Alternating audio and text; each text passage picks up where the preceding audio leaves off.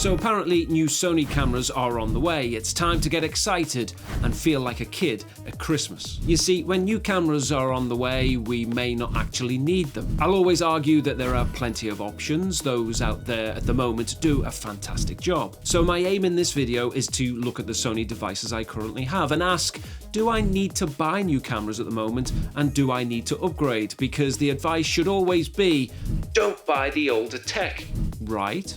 Well, not necessarily. Now, I've spoken before about Sony cameras, and I've always maintained that the company's current crop are more than good enough to get the job done. If you've watched my content before, you'll know I shoot for the BBC here in the UK, but I also shoot some commercial content too. And my main cameras for this are the FX6, A7s III and the A7 IV, and for sport and news, they do a great job. And when I started freelancing, the A7 III got me off to a great start. But all of the above are more than capable of creating a great image, and you can use any of them to shoot TV projects on, and that means you can shoot YouTube content on them as well. Yes, if you're really in that high-end bracket of commercial work, you're not going to turn up to a job with the Sony ZV-1, and I don't think the majority of us are going to take a $40,000 cinema camera on vacation, or at least I don't. So we want easy, cost-effective solutions to get the job done, and with Sony releasing new cameras, it's great news if you want the latest gear, but for the rest of us, I guess, it's an opportunity. Because this means older cameras get discounts, and saving money, well, it's always a good thing. So with that said, what about the older tech? Now I'm going to keep this simple. I'm going to look at each one of the Sony ZV-1, A7 III, A7 IV and the A7s III, and we'll look at sample videos and see the scenarios where I've used them before. And all of the above cameras were used in a recent BBC shoot I did in Barcelona, all handy to keep in a backpack and all producing a great image. And I've added chapter markings in this video too, so you can skip to the camera that you're most interested in. Ultimately, I want to ask you, do any of these cameras pass your quality control test? And then leave a comment below with your thoughts. Now, first up, we have the Sony ZV-1, and the first video on this channel 3 years ago was about this device. This is the Mark I version. And Sony have since upgraded this to the Mark II version, and it's practically the same, but it does have an 18-50 lens instead of the 24-70 found on this one. And since getting this camera about 4 years ago, it's been used virtually for every type of shoot I do. I've used this for sport, for news, behind the scenes, or wide on podcasts, and it's always done a great job for B-roll. One of the things it lacks is a full frame sensor like the others in this video. It also has battery issues, as the batteries are so small, it just eats the power.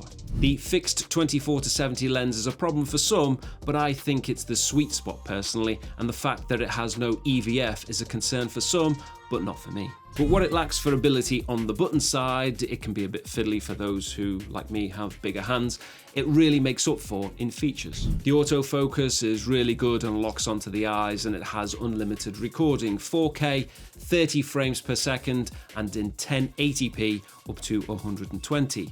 And it's easy to use, and you'd expect that from a point-and-shoot camera. And for the shoot I mentioned in Barcelona, it was used to pick up some extra B-roll. In my opinion, this still has miles left in the tank, and if you're wanting a small device and you want to shoot shots like these, well, you wouldn't be without quality video. Now, the A7 III shares many traits with the ZV-1. The infrastructure is very similar, and the menu screen is practically identical. However, I much prefer the menus in Sony's latest cameras. Like the ZV-1, it can shoot 4K up to 30 frames per second and 1080 up to 120. But of course, as a full frame 24 megapixel sensor, you get that reliable hybrid shooter. And I've always had a soft spot for this camera. It enabled me to start my freelance career, and honestly, it's never let me down. And just tell me the pictures you've just been watching aren't any good, as I think they're pretty flawless. But this camera does have its limitations. Like the ZV-1, it's 8-bit, and Sony's color science, well, it's moved on since this was released in 2018. And I recently remembered the 30-minute record limit on this camera is, well, restrictive. In Barcelona, I had to stop the interview partway through so I could stop the camera, then restart the recording. But despite this, if you wanted to get the A7 III because of budget reasons, 100% it gets my blessing.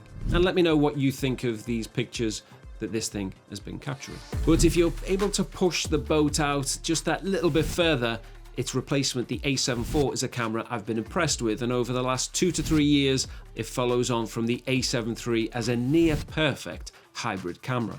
It shoots 4K up to 60 frames a second, albeit with a crop, and it has an improved 33 megapixel sensor, a fully articulating screen, unlike the A7 III, which just has that tilt screen. And the 10-bit recording in this one is a total game changer because I shoot most of my YouTube content in S-Log and then grade it later. Also, the addition of Sony's S-Cinetone really adds flavor, and I shoot many of my non-S-Log projects using this, and I really like the nice film look that comes straight out of camera. This device does almost anything you want it to, and when you consider that there are video-focused cameras like the A7s III or the FX III, this camera really pushes them hard as a video contender. But of course, as a hybrid camera, the photos are standout too, and despite me being video focused, this is my go-to photo camera, so hopefully you're getting a sample of what this device is capable of. And again, tell me these images out of this thing are old and out of date. Absolutely no chance. Now onto the final camera of this roundup, the Sony A7s III, and this camera. Well, I was in love with it from the moment I got it in my hands. In 2020, when this was released, the big selling point was the ability to shoot 4K or 120 frames per second, and to be honest, for most of us, this is totally overkill. Its 10-bit color and S-Cinetone features have been used to death over the last 4.5 years or so, and for video in this form factor and price bracket, it hasn't got much better than this for Sony to date.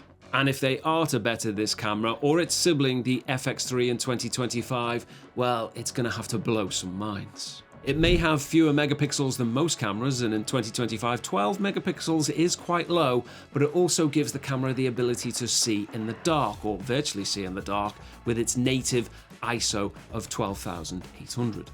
But this sensor allows for faster readout speeds, and it also keeps the heat down in the body, which is important, and I've never had an issue with it overheating, especially when I've used it in 4K 100 frames a second. It's been a total workhorse, and like the other cameras I've spoken about here, it'll do a fantastic job for you, and it has for me, and to be honest, it will continue to. It's a total legend, and there's a reason why it's taken almost 5 years to replace, because it's brilliant. All of these cameras have impressed me over the years, and at some point they've enabled me to make a living. Collectively, they've been and still are valuable to me, and the fact that I used all of them in Barcelona shows you can still create with this technology.